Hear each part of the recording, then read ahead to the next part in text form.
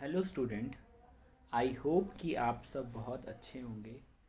आज हम class twelfth के पॉलिटिकल साइंस में चैप्टर नंबर 2 के जितने भी एनसीईआरटी के क्वेश्चंस बनते हैं उसको कवर अप करेंगे। ये क्वेश्चन इम्पॉर्टेंट लाइंस की फॉर्म में होंगे जो आपको एग्ज़ाम में बहुत हेल्प करेंगे। तो हम देखते हैं, चैप्टर नंबर स्टार्ट करते हैं बिना टाइम वेस्ट किए। तो चैप्टर का नाम है द एंड ऑफ बाइपोलैरिटीज़, दो ध्रुवीयता का अंत। इंग्लिश वाले भी साथ साथ बुक लेकर इसे टिक करते रहेंगे। देखो, पहले पेज पर जो क्वेश्चंस बनते हैं एनसीईआरटी के, वो ये है कि बर्लिन की दीवार कब बनाई गई थी। बेटा, बर्लिन की दीवार बनी थी 1961 में। इसे तोड़ा गया था, दूसरा क्वेश्चन, इसे तोड़ा गया था 9 नवंबर 1989। 9 नवंबर 1989 को बर्लिन की दीवार को तोड़ा गया था। तीसरा क्वेश्चन ये बन जाता है कि ये दीवार 28 साल तक खड़ी रही थी। 1961 में बनी, 9 नवंबर 1989 के दिन तोड़ी गई, 28 साल तक खड़ी रही। ये बर्लिन को दो भागों में बांटती थी। पश्चिमी बर्लिन, जिसे हम वेस्टर्न बर्लिन भी कहते हैं इंग्लिश में, और दूसरी तरफ पूर्वी बर्लिन, जिसे हम ईस्टर्न बर्लिन भी कहते हैं। ठीक है ना। दूसरा क्वेश्चन, रूस में समाजवादी क्रांति, सोशलिस्ट रेवोल्यूशन रूस में कब आया? 1917 में आया। अंडरलाइन कर लीजिए, कब आया बेटा? 1917 में समाजवादी क्रांति या सोशलिस्ट रेवोल्यूशन हुआ था रूस में। ठीक है बेटा। दूसरा क्वेश्चन, अगला क्वेश्चन यहाँ देख लो बेटा, कि जिन देशों ने समाजवादी अर्थव्यवस्था, सोशलिस्ट इकोनॉमी या कम्युनिस्ट इकोनॉमी अपना रखा था, उसे दूसरी दुनिया के देश कहा गया। उन्हें सेकेंड वर्ल्ड कंट्री कहा गया। जिन्होंने पूंजीवादी या कैपिटलिस्ट इकोनॉमी को या सिस्टम को अपना रखा था, उन्हें फर्स्ट वर्ल्ड कंट्री कहा गया। जिन्होंने पूंजीवादी यानी कैपिटलिस्ट इकोनॉमी अपनाई, उन्हें पहली दुनिया के देश कहा गया। जिन्होंने समाजवादी या सोशलिस्ट आइडियोलॉजी को अपनाया, उन्हें दूसरी दुनिया के देश कहा गया। और जो भी सेकेंड वर्ल्ड वॉर के बाद आज़ाद हुआ, 1945 के बाद आज़ाद हुआ, उन्हें थर्ड वर्ल्ड कंट्री कहा गया। ठीक है ना। नेक्स्ट क्वेश्चन, यूएसएसआर यानी रशिया कितने भागों में टूटा था? यूएसएसआर जब टूटा था तो वो 25 दिसंबर 1991 के दिन डिसइंटीग्रेट हुआ, टूटा।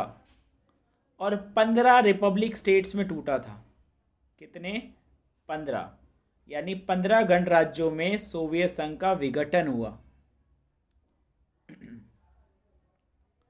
नेक्स्ट क्वेश्चन बहुत इंपॉर्टेंट क्वेश्चन है, कई सारे सैंपल पेपर्स में बेटा ये वाला क्वेश्चन आया हुआ है। जो नेक्स्ट है,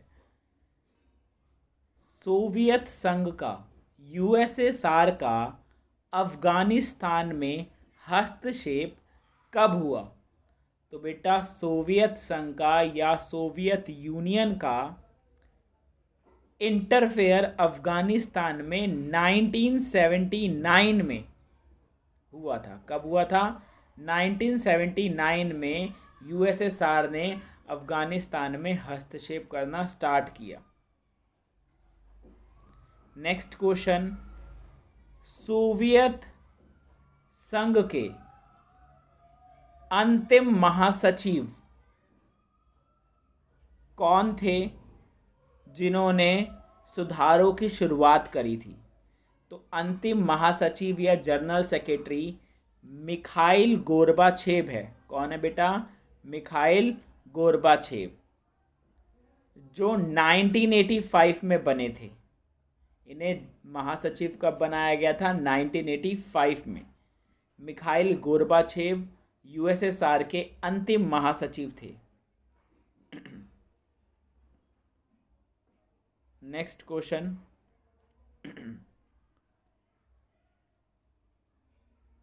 नेक्स्ट क्वेश्चन क्या था? येल्तसिन के नेतृत्व में सोवियत संघ के 3 बड़े रिपब्लिक स्टेट या गणराज्य थे जिन्होंने दिसंबर 1991 में घोषणा कर दी कि हम यूएसएसआर के साथ नहीं रहेंगे। वो 3 रिपब्लिक स्टेट थे, रूस, यूक्रेन और बेलारूस। ये 3 ऐसे रिपब्लिक स्टेट थे जिन्होंने डिक्लेयर कर दिया था दिसंबर 1991 में कि हम यूएसएसआर के साथ नहीं रहेंगे। फिर यहाँ स्टेलिन के बारे में थोड़े पॉइंट्स दे रखे हैं। एक क्वेश्चन बेटा ये भी बना लो कि 1991 में यूएसएसआर की जो कम्युनिस्ट पार्टी थी उसका तख्ता पलट किसने किया था? उसका तख्ता पलट येल्तसिन ने किया था। किसने किया था? येल्तसिन ने कम्युनिस्ट पार्टी का तख्ता पलट किया था। अगला क्वेश्चन, जोसेफ स्टालिन कौन थे? लेनिन के बाद, पहले मैं बता दूं, 1917 में जो रेवोल्यूशन हुई थी रशिया के अंदर, उसके नायक थे व्लादिमीर लेनिन। कौन थे? Vladimir Lenin. जो यूएसएसआर में जो रशिया में क्या हुआ था, क्रांति हुई थी ना 1917 में, उसके नायक थे व्लादिमीर लेनिन। 1917 से 1924 तक उन्होंने रूल किया था।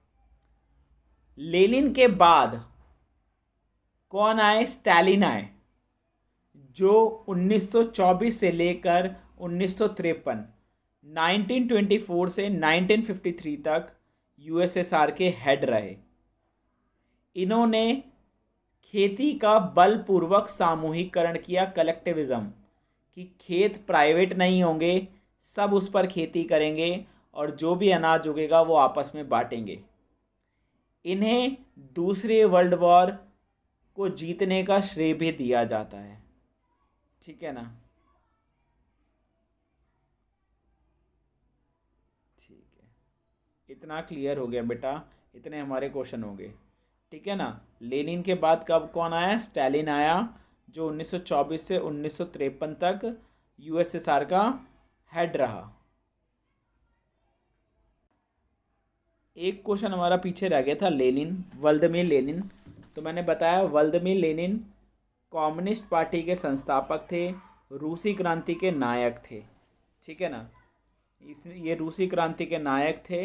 इन्होंने ही क्या किया था? रशिया में रेवोल्यूशन करवाने में अहम रोल प्ले किया था।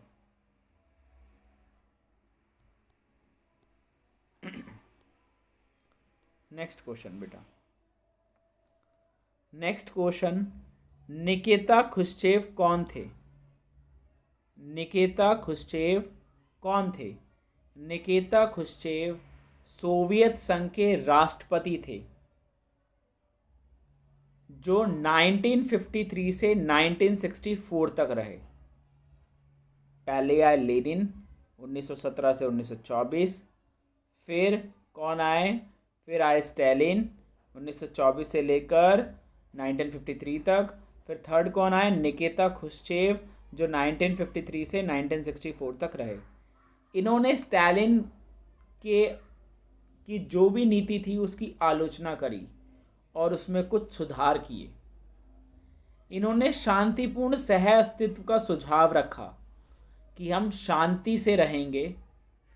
क्यूबा मिसाइल संकट में इनका रोल था और इन्होंने क्यूबा मिसाइल संकट को टालने में जिम्मेदारी भी निभाई थी, अपनी भूमिका भी निभाई थी।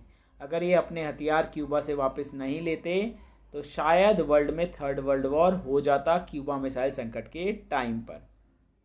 नेक्स्ट, CIS का पूरा नाम। तो CIS का नाम है Commonwealth of independent state. Commonwealth of independent state. Next question, रूस को सोवियत संघ का उत्तराधिकारी राज्य स्वीकार किया गया जब सोवियत यूनियन 25 दिसंबर 1991 को डिसइंटीग्रेट या विघटित हुआ। तब उस यूएसएसआर की सारी पावर रशिया को दे दी गई क्योंकि रशिया सबसे बड़ा पार्ट था। इतना ही नहीं, यूएनओ के सिक्योरिटी काउंसिल में जो उसे वीटो पावर प्राप्त है वो भी रशिया को दे दी गई क्योंकि यूएसएसआर के सारे रिपब्लिक स्टेट में से यही एक ऐसा था जो सबसे बड़ा था, जिसके पास न्यूक्लियर वेपन था। नेक्स्ट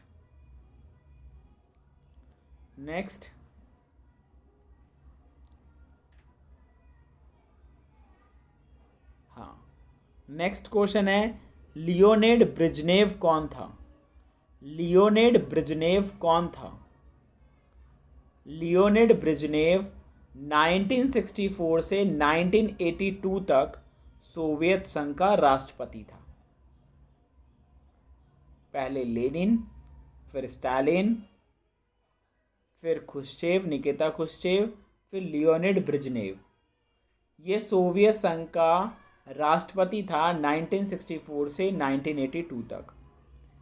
एशिया में सामूहिक सुरक्षा की व्यवस्था का सुझाव दिया, ठीक है ना।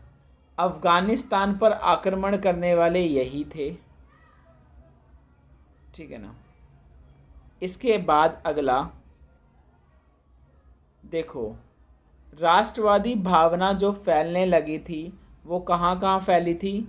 रूस और बाल्टिक गणराज्य। राष्ट्रवादी भावना वो थी बेटा कि हम यूएसएसआर से अलग हो गए तो बेहतर ढंग से विकास कर सकते थे, ऐसा कुछ रिपब्लिक स्टेट्स का मानना था।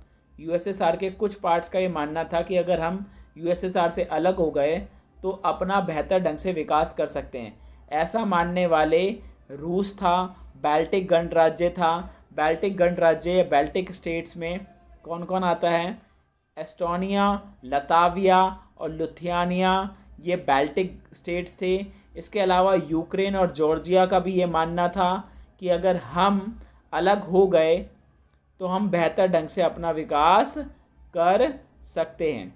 कौन कौन मानता था? रूस, बाल्टिक गणराज्य, यूक्रेन, जॉर्जिया।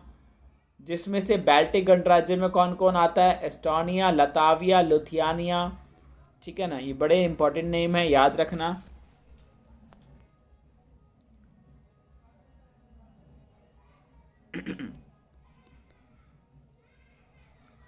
अब एक आगे देखते हैं, मिखाइल गोर्बाचेव कौन थे? मिखाइल गोर्बाचेव 1931 में पैदा हुए थे। सोवियत संघ के अंतिम महासचिव थे। कौन थे बेटा? सोवियत संघ के अंतिम महासचिव, लास्ट जनरल सेक्रेटरी थे। 1985 से 1991 तक इन्होंने रूल किया था।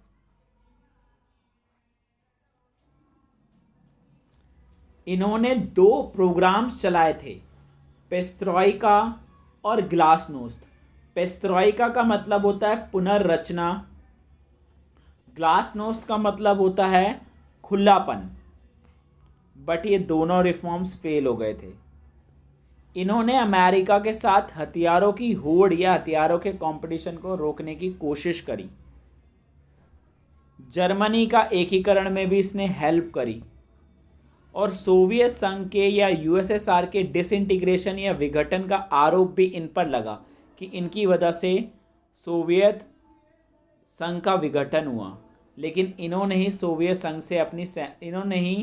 अफगानिस्तान से अपनी सेना वापस बुलाई थी। देखो कई सारे पॉइंट आते हैं मिखाइल गोर्बाचेव के बारे में। मिखाइल गोर्बाचेव अंतिम राष्ट्रपति थे, 1985 से 1991 तक रहे थे। इन्होंने 2 प्रोग्राम्स चलाए थे, सुधार रिफॉर्म्स चलाए थे, पेस्ट्रॉइका और ग्लासनोस्ट। पेस्ट्रॉइका मतलब पुनर्रचना, ग्लासनोस्ट मतलब खुलापन। इन्होंने अफगानिस्तान से अपनी सेना को वापस बुलाया था। जर्मनी का एकीकरण करने में हेल्प करी थी। कोल्ड वॉर को समाप्त कर इन्होंने ही किया, ठीक है ना। और यूएसएसआर का डिसइंटीग्रेशन या विघटन के आरोप भी इनके ऊपर लगे। नेक्स्ट अब कुछ टाइमलाइंस भी देखेंगे।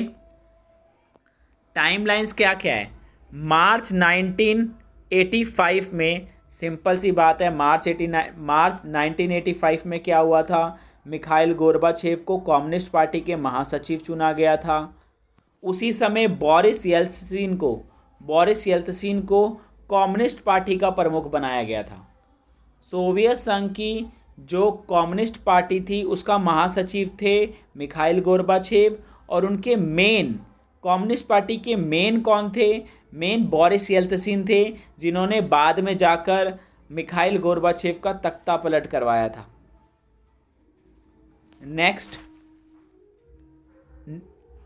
1988 में लुथियानिया में आज़ादी के लिए आंदोलन शुरू हुआ। वो यूएसएसआर से अलग होने के लिए आंदोलन चलाना शुरू किया लुथियानिया ने, और लुधियाना ही एक ऐसा स्टेट है जो यूएसएसआर से सबसे पहले अलग होने की घोषणा करता है। फिर उसके बाद बर्लिन की दीवार गिराने की घोषणा अक्टूबर 1989 में हो गई थी। कब हो गई थी? अक्टूबर 1989 में ये बोल दिया था कि बर्लिन की दीवार को गिराया जाएगा नवंबर में, ठीक है ना। घोषणा ये कर दी गई थी, सिंपल सी सा बात समझो। अक्टूबर 1989 में सोवियत संघ ने घोषणा कर दी थी कि वार्सा पैक्ट में जो भी लोग हैं वो अपना भविष्य खुद डिसाइड कर ले, हम कुछ नहीं कर बोलेंगे। वार्सा पैक्ट में जो भी लोग शामिल है, जो भी कंट्री शामिल है, वो अपना भविष्य खुद तय कर लेंगे कि उसे यूएसएसआर के साथ रहना है या नहीं रहना है। नवंबर में बर्लिन की दीवार गिरा दी गई थी, सबको पता है, 9 नवंबर 1989 को गिराई गई थी। नेक्स्ट, फरवरी 1990 में क्या हुआ था? फरवरी 1990 में बहुदलीय राजनीति की शुरुआत करी थी गोर्बाचेव ने। गोर्बाचेव ने कहा था कि अब कम्युनिस्ट पार्टी नहीं रहेगी, और भी पॉलिटिकल पार्टी यूएसएसआर में बन सकती है। पहले वह वन पार्टी सिस्टम था, कम्युनिस्ट पार्टी का ही रूल था, लेकिन गोर्बाचेव ने बोला कि बहुदलीय राजनीति, मल्टी पार्टी पॉलिटिक्स को हम अपना रहे हैं। यहाँ एक बात याद रखना, सोवियत संघ या सोवियत संसद या फिर आज की डेट में रशिया की पार्लियामेंट को ड्यूमा कहते हैं। क्या कहते हैं? ड्यूमा। और उसके बाद सोवियत संघ पर कम्युनिस्ट पार्टी का लगभग 72 ईयर्स तक जो एकाधिकार था, जो मोनोपोली थी, वो समाप्त हो गई। फरवरी 1990 में क्या हो गया? मल्टी पार्टी पॉलिटिक्स की शुरुआत हुई, और फरवरी 1990 में ही जो सोवियत संघ की कम्युनिस्ट पार्टी पर तानाशाही चल रही थी या एकाधिकार था, 72 सालों बाद वो समाप्त हो गया। उसके बाद रूसी संसद ने सोवियत संघ से अलग होने की घोषणा जून 1990 में करी। अब ये क्वेश्चन आ गया कि रशिया ने कब घोषणा करी सोवियत संघ से अलग होने की? तो रशिया ने करी जून 1990 में अलग होने की घोषणा। नेक्स्ट क्वेश्चन बेटा, नेक्स्ट क्वेश्चन ये है कि मार्च 1990 में लुथियानिया सबसे पहला राज्य बना जिसने सोवियत संघ से अलग होने की घोषणा करी। आज़ादी के लिए संघर्ष लुथियानिया ने 1988 में ही कर दिया था, लेकिन डिक्लेरेशन करी मार्च 1990 में कि हम यूएसएसआर से अलग हो रहे हैं। फिर येल्त्सिन ने जून 1991 में येल्त्सिन ने कम्युनिस्ट पार्टी से अपना इस्तीफा दे दिया। येल्त्सिन ने बोला कि मैं अब कम्युनिस्ट पार्टी का हेड नहीं हूँ, और बाद में इसके बाद वो रूस में राष्ट्रपति भी बने। यूएसएसआर से जब अलग हो गए तब रशिया जब बना तो रशिया के पहले राष्ट्रपति थे बोरिस येल्त्सिन, ठीक है ना। अगला, अगस्त 1991 में कम्युनिस्ट पार्टी के गरम पंथियों ने गोर्बाचेव के खिलाफ एक असफल तख्ता पलट किया, मतलब कम्युनिस्ट पार्टी के जो महासचिव थे गोरबाचेव, उनसे उनका तख्ता पलट करने की कोशिश करी बट वो फेल रहे। उसके बाद आपको पता है सितंबर 1991 में एस्टोनिया, लताविया, लुथियानिया 3 बाल्टिक स्टेट थे जो संयुक्त राष्ट्र संघ के सदस्य बने। अब ये आ जाएगा एस्टोनिया, लताविया, लुथियानिया कब यूएनओ के मेंबर बने? सितंबर 1991 में। बाद में 2004 में उत्तरी अल्टार्कटिक संधि संगठन में ये शामिल भी हुए, यानी ठीक है ना, नाटो में शामिल हुए 2004 में। अब आता है दिसंबर 1991। दिसंबर 1991 में बस इतना खास नहीं है कुछ, दिसंबर 1991 में कुछ खास नहीं है इतना। बस ये देखो कि जॉर्जिया जो था, अब ये क्वेश्चन आ जाता है, Georgia CIS Commonwealth of independent state, Georgia 1993 में राष्ट्रकुल या CIS का सदस्य बना। फिर 25 दिसंबर 1991 को मिखाइल गोर्बाचेव ने सोवियत संघ के राष्ट्रपति से अपना इस्तीफा दे दिया, राष्ट्रपति पद से अपना इस्तीफा दे दिया, और इस तरीके से सोवियत संघ का विघटन 25 दिसंबर 1991 को हो गया।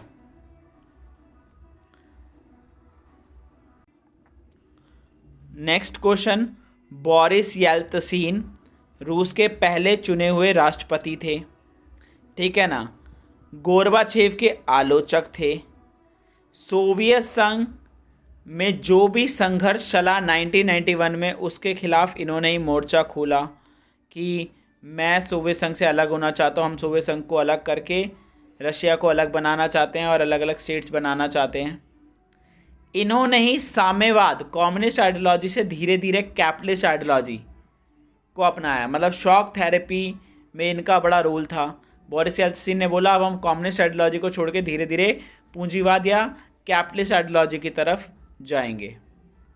नेक्स्ट, पूर्वी यूरोप के देशों यूरोपीय संघ से जुड़ने और उत्तरी अंटार्कटिका संधि संगठन नाटो का हिस्सा बनना चाहते थे। ये तो वो ये कौन से देश, अब जो पूर्वी यूरोप के कंट्रीज थी जिन्होंने आज तक कम्युनिस्ट आइडियोलॉजी अपना रखी थी, वो भी अब नाटो में शामिल होना चाहते थे, ठीक है ना। नेक्स्ट, ठीक है ना, नेक्स्ट क्वेश्चन, हाँ बेटा ये तो शॉक थेरेपी वाले कुछ क्वेश्चन हैं। शॉक थेरेपी के कारण रूस के 90% उद्योग प्राइवेट हाथों में चले गए। इतिहास की सबसे बड़ी गैरेज सेल कहा गया शॉक थेरेपी को, क्यों? क्योंकि इसके अंतर्गत क्या किया था, इसके अंतर्गत बड़े महत्वपूर्ण इंडस्ट्रीज़ को कौड़ियों के दाम बेचा गया था। रूस की जो सबसे बड़ी बड़ी इंडस्ट्रीज़ थी उन्हें कौड़ियों के दाम पर बेचा गया था, इसलिए इतिहास की सबसे बड़ी गैरेज सेल भी कहा गया था, ठीक है ना। ये लिखा हुआ है, इतिहास की सबसे बड़ी गैरेज सेल शॉक थेरेपी को कहा गया क्योंकि इसमें बड़ी कम कीमत पर महत्वपूर्ण उद्योगों को बेच दिया गया था। उसके बाद रूस की मुद्रा का नाम क्या था? रूस की मुद्रा का नाम रूबल था, ठीक है ना, रूस की मुद्रा का नाम रूबल था। शॉक थेरेपी के कारण रशिया के 1,500 यानी 1500 से भी ज़्यादा बैंक दिवालिया और फाइनेंशियल इंस्टीट्यूशन दिवालिया या बैंक करप्ट हो गए थे, लोगों का पैसा डूब गया था। नेक्स्ट, सन 1999 की जो वास्तविक जीडीपी थी वो 1989 की तुलना से भी बहुत नीचे गिर गई थी। मतलब 1989 में जो जीडीपी हुआ करती थी उतनी जीडीपी तो 1999 में भी नहीं थी, उससे भी नीचे गिर गई थी 1999 में, ठीक है ना। नेक्स्ट, तुर्कमेनिस्तान और उज्बेकिस्तान के राष्ट्रपति ने अपने आप को 10 साल के लिए बहाल कर लिया था। मतलब कहाँ के राष्ट्रपति ने अपने आप को 10 साल के लिए बहाल कर लिया था? तुर्कमेनिस्तान और उज्बेकिस्तान, ये दे रखा है, और 10 साल तक क्या किया इन्होंने, अपने आप को बहाल कर लिया। ठीक है ना। उसके बाद रूस के 2 रिपब्लिक स्टेट थे, चेचन्या और दागिस्तान। यहाँ हिंसात्मक आंदोलन चलते रहे थे। यहाँ वॉयलेंस या हिंसात्मक सेपरेशन मूवमेंट चले थे चेचन्या और दागिस्तान में। नेक्स्ट, मध्य एशिया का एक देश था तजाकिस्तान, जहां 10 साल तक सिविल वॉर या गृह युद्ध चला था और 2001 में जाकर ये खत्म हुआ था। मध्य एशिया गणराज्यों में मिडल एशियाई रिपब्लिक स्टेट में हाइड्रोकार्बोनिक यानी पेट्रोलियम संसाधनों के विशाल भंडार हैं। ठीक है ना। 11 सितंबर 2001 को अमेरिका की बिल्डिंग्स पर अटैक किया गया अलकायदा द्वारा। ठीक है ना। फिर नेक्स्ट क्वेश्चन, चेक और स्लोवाकिया, चीकोस्लोवाकिया आगे चल के 2 भागों में बट गया, चेक रिपब्लिक और स्लोवाकिया रिपब्लिक। ठीक है ना। इसके बाद 1991 में यूगोस्लाविया भी कई सारे प्रांतों में बट गया, जैसे बोस्निया हर्जोगोवानिया, सुल्वानिया, क्रोशिया, ये कई सारे स्टेट्स में यूगोस्लाविया बट गया था। ठीक है। नेक्स्ट, रूस और भारत दोनों बहुध्रुवीयता विश्व का सपना देख रहे थे, कह रहे थे अब मल्टीपोलर सिस्टम आ जाएगा, बहुदलीय व्यवस्था आ जाएगी। ठीक है ना। 2001 में, नेक्स्ट क्वेश्चन, 2001 में भारत और रशिया के बीच में 80 बायलेटरल द्विपक्षीय समझौते हुए, मतलब जो 2 देशों के बीच में होता है उसे बायलेटरल या द्विपक्षीय समझौते कहते हैं। नेक्स्ट, भारत रशिया से दूसरे नंबर पर सबसे बड़े खरीदार देश है हथियारों का। सब देखो, भारत रूस के लिए हथियारों का दूसरा सबसे बड़ा खरीदार देश है, मतलब रशिया सेकंड नंबर पर सबसे ज़्यादा हथियार भारत को बेचता है। ठीक है ना। भारत तेल के आयातक देशों में से एक है। देखो, भारत जो है वो तेल रशिया से भी लेता है। ठीक है ना। और इतना ही नहीं, अंतरिक्ष उद्योग के मामले में, ठीक है ना, भारत की हेल्प रशिया करता है। भारत को रशिया ने क्रायोजेनिक रॉकेट देकर मदद करी है। अंतरिक्ष उद्योग के मामले में क्रायोजेनिक रॉकेट जो है रशिया ने भारत को दिए हैं। बेटा, इसी के साथ आज हमारा सेकंड चैप्टर भी ख़त्म हो जाता है और ये भी लगभग 30 मिनट का लगा लेते हैं। इतने मिनट के चैप्टर्स बना है, ये भी लगभग 29-30 मिनट का। बेटा, अब हम नेक्स्ट क्लास में करेंगे अगला चैप्टर। ठीक है, बाय बाय।